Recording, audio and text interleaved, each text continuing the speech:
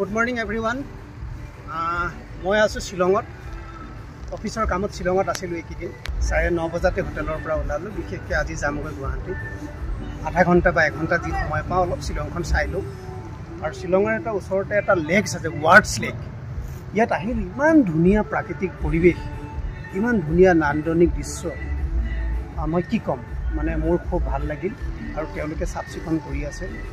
আৰু ইয়াৰ মেইনটেইন মানে পাৰ্কখনৰ বৰ ভালকৈ ৰাখিছে আপোনালোকে এবাৰ চাওকচোন আপোনালোককো দেখাব বিচাৰিছো মোৰ লগতে আপোনালোকো উপভোগ কৰক